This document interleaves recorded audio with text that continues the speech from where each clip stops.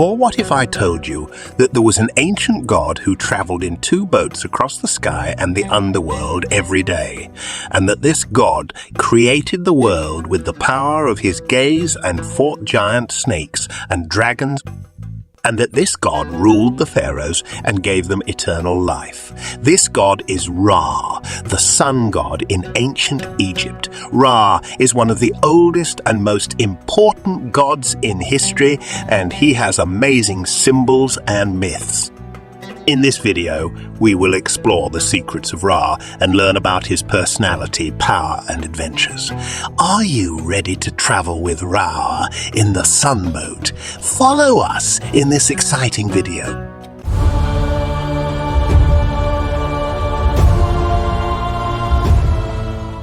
Ra was the ancient Egyptian god of the sun, the creator of the world and the king of the gods.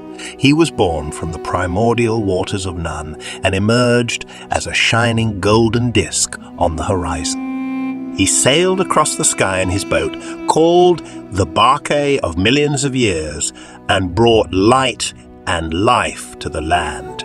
He had many names and forms, such as Atum, Khepri, Atum, and Amun-Ra. Ra was not only the source of life, but also the judge of the dead. He weighed the hearts of the deceased against the feather of Ma'at, the goddess of truth and justice. Those who were righteous joined him in his boat and traveled to the afterlife, while those who were wicked were devoured by Amit, the crocodile-headed monster. Ra had many enemies who tried to stop his journey across the sky. The most dangerous of them was Apophis, the giant serpent who lurked in the underworld. Every night, Ra had to fight Apophis and prevent him from swallowing his boat and plunging the world into darkness. Ra was aided by his loyal companions, such as Set, the god of storms and chaos, who speared Apophis with his harpoon, and Bastet, the cat-headed goddess of protection, who slashed Apophis with her claws. Ra also faced challenges from his own children and grandchildren. He had many offspring, such as Shu, the god of air, Tefnut, the goddess of moisture, Geb, the god of earth, Nut, the goddess of sky, Osiris, the god of fertility and death, Isis, the god of fertility and death, Horus, the goddess of magic and healing, Horus, the god of kingship and war, Anubis, the god of mummification and embalming, Thoth, the god of wisdom and writing, and many others. One day, Re grew old and weary. His bones became silver, his flesh became gold, and his hair became lapis lazuli. He decided to retire from his duties and ascend to the heavens. But before he did so, he wanted to create one last thing: humans. He took some clay from the earth and molded it into his image. He breathed life into them and gave them a spark of his divine power. He named them Remet, which means the tears of Ra, because they were born from his joy and sorrow. Ra loved his creation and wanted to protect them from harm. But some of his children were jealous of his favoritism. They plotted to overthrow him and take his place as ruler of the world. The leader of this rebellion was Isis, who wanted to learn Ra's secret name. She believed that if she knew his true name, she could control him and his power. Isis devised a cunning plan. She waited until Ra was resting in his boat after a long day's journey. She saw that he had drooled on his pillow. She collected some of his saliva and mixed it with some clay. She shaped it into a venomous snake and hid it on Ra's path. When Ra woke up and resumed his voyage, he stepped on the snake and was bitten by it. Ra felt a sharp pain in his foot. He cried out in agony and fell to his knees. The poison spread through his veins and made him burn with fever. He called for help, but no one could heal him. He asked for his children to come to him and tell him their names. He hoped that by knowing their names, he could gain some relief from their power. One by one, his children came to him and told him their names. But none of them could ease his pain. Finally, Isis came to him and offered her help. She said that she could cure him if he told her his secret name. Ra hesitated at first. He knew that Isis was cunning and ambitious. He feared that she would use his name against him, but he was desperate for relief. He decided to trust her and whispered his name in her ear. Isis smiled triumphantly. She repeated his name aloud and commanded him to be healed. She also commanded him to give her some of his power and authority over all things. Ra felt a sudden surge of energy in his body. The poison left him and he was cured. But he also felt a loss of power in his soul. He realized that he had given Isis his name and his power.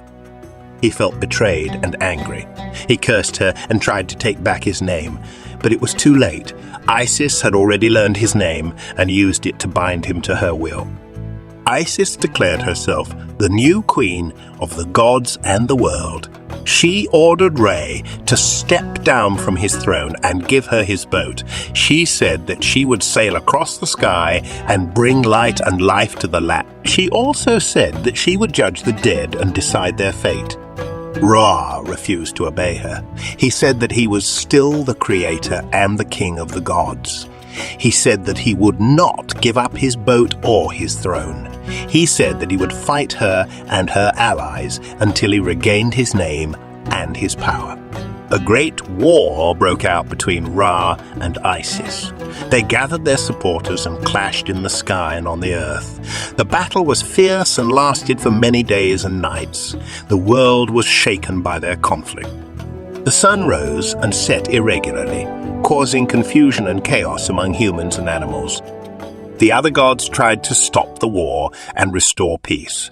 They appealed to both sides to end their hostility and reach a compromise. They suggested that Ra and Isis should share the rule of the world, each taking half of the day and half of the night. Ra and Isis considered their proposal. They realized that they were both tired of fighting and that neither of them could defeat the other. They agreed to divide the world between them, but they could not agree on who would take which half. Ra wanted to keep his original role as the god of the day. He said that he was used to sailing across the sky in his boat and bringing light and life to the land. He said that he enjoyed seeing his creation flourish under his rays. Isis also wanted to be the goddess of the day.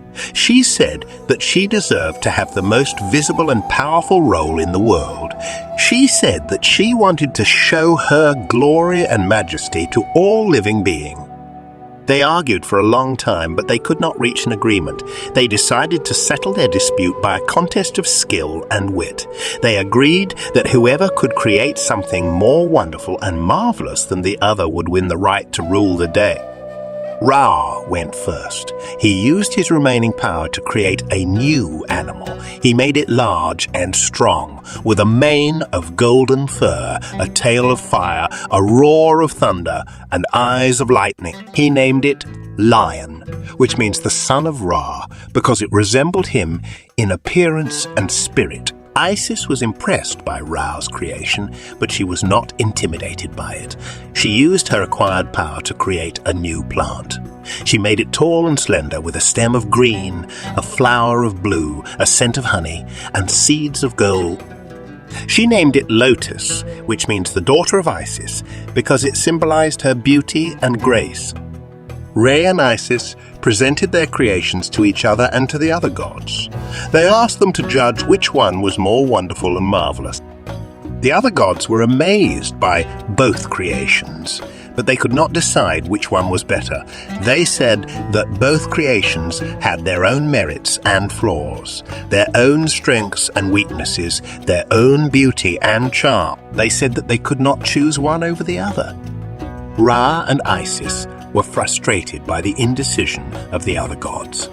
They decided to appeal to a higher authority. They agreed to ask Nun, the primordial water, to be the final judge of their contest. They believed that Nun was the oldest and wisest of all beings, and that he would be fair and impartial. They went to the edge of the world where Nun lay in his eternal sleep. They woke him up and asked him to settle their dispute. They showed him their creations and asked him which one was more wonderful and marvelous. Nun looked at the lion and the lotus. He pondered for a long time. He said that both creations were indeed wonderful and marvelous, but that neither of them was perfect. He said that both creations had something that the other lacked, and that both creations needed something that the other had. He explained that the lion was powerful and majestic, but that it was also fierce and violent. He said that the lion needed some gentleness and calmness to balance its nature. He said that the lotus was beautiful and graceful, but that it was also fragile and passive. He said that the lotus needed some strength and courage to protect itself. He suggested that Ra and Isis should combine their creations into one. He said that if they did so, they would create something more wonderful and marvelous than either of them alone. He said that they would create something that had the best qualities of both the lion and the lotus. Ra and Isis were intrigued by Nun's suggestion. They decided to try it out. They used their powers to merge their creations into one. They created a new animal-plant hybrid. It had a body of green, a mane of blue, a tail of fire, a roar of thunder, eyes of lightning, a flower of honey, and seeds of gold. They named it Lioness, which means the child of Ra and Isis, because it was born from their union. They presented their new creation to Nun and to the other gods. They asked them what they thought of it. Nun and the other gods were astonished by their new creation. They said that it was indeed more wonderful and marvelous than either the lion or the lotus alone. They said that it had the power and majesty of the lion and the beauty and grace of the lotus. They said that it had a balanced nature, being gentle and calm when at peace and strong and courageous when in danger. They praised Ra and Isis for their skill and wit. They declared them both winners of the contest. They said that they deserved to rule the day together as equal partners. Ra and Isis were pleased by the verdict of Nun and the other gods. They agreed to share the rule of the day, each taking half of it. They also agreed to share their new creation, each taking half of it. They divided the lioness into two parts. One part remained an animal-plant hybrid, while the other part became a pure plant. The hybrid part stayed with Ra in his boat, accompanying him in his journey across. Thus, we have reached the end of the story. If you like the video, support us with a like, and do not forget to subscribe to the channel and share it with your friends.